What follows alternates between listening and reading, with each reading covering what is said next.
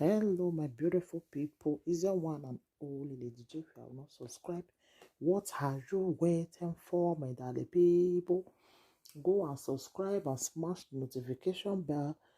My ogbonge people, today topic na about one lady. Na about one lady, no, the lady say he need advice from una. He say she go like make una advise her for wetin she go do because she don made mistake. He say her husband set am up. She no know say na set up. He say I go even put her right up wey she write too because una know say sometimes some people, some women, their husband go dey suspect them. They no dey know say their husband dey suspect them. Because this one her husband dey suspect am, but she no know. You understand? She no know say her husband dey suspect am. So the man, one man come dey toast her for Facebook. You know all those toasting of Facebook men dem. As a married woman, number one, you're not supposed to respond to a married woman, to a man whenever, to a man as a married woman where you be, you're not supposed to respond to any man. And there you for be number one offense wey you fair do. As the man dey toast you, you're not supposed to respond. And she never know say na her husband dey set am up with this guy. This guy called dey toast her for Facebook. As the guy dey toast her for Facebook, she come dey respond. The guy dey tell am say go buy this for am. The guy dey send money to her. She dey take am, you know. So the man come tell am say make dem finally come see for one hotel like that. The man come book hotel wey two of them go see. My people, more na lis ten o, because sometimes our women, I no dey understand them really.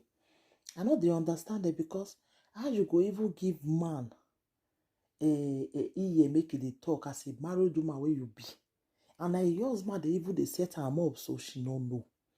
Na she come book appointment with this man. Two of them come finally see. As they see, my people, so before they see, so this guy don dey nice for am. They buy things for am. They put money for him phone. Like the guy just dey do well. And I know say the man that they even the husband that they give that guy money when he go dey use for her. Already the man they suspect her. You understand? So now one day now the man come say make dem see for hotel.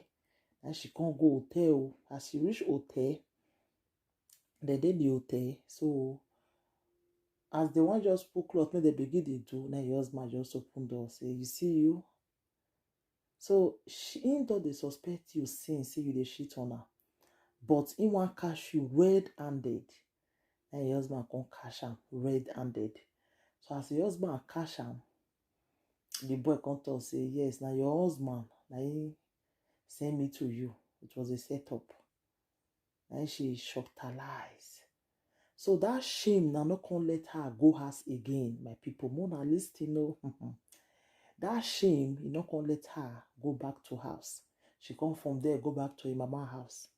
Now, she no feel open him mouth, tell her family now say, see what she do. She no feel open her mouth talk am. She no feel open her mouth explain to anybody. She is ashamed of herself. So he leave the 3 children when he born. He leave am with the man. She dey in mama house.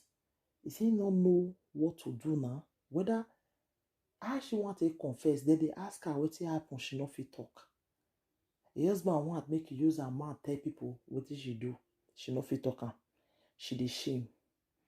The man dey with the children for house. So the man say he no dey marry again. You know, she no know how she want to reconcile now with her husband. He no know how want to tell the family what she do. Nothing. He say he no know what to do again. The silence dey kill her. Now he make she now come cry, come out now for social media. Make people help her. Make people tell her what to do. The way forward. How she want to explain. How she want to confess to her family. Say, see what she do. Her husband set him up. I don't want to be the matana. So like the thing called surprise me. How can a married woman, a married woman for that matter, wetin go even move you say you wan go give man listening ear, like you wan make man dey talk to you for phone? I no understand. As me be, so I'm a married woman. I no go allow man they talk to me. If I just say people they call me, you understand? I they do hook up, men they call me too. If I say na toast inside the one, I just tell them I'm a married woman.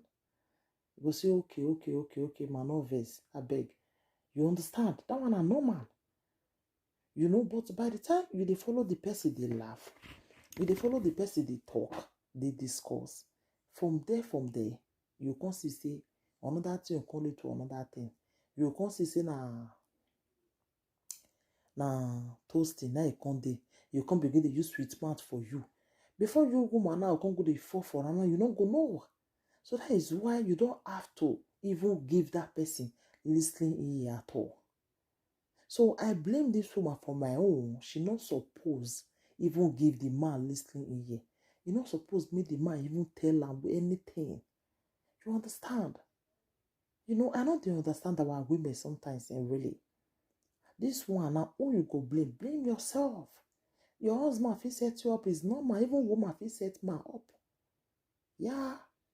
Even woman, they fit set man up. So the same thing man go still do to a woman. As far as say your husband don't suspect you, he can do anything to set you up.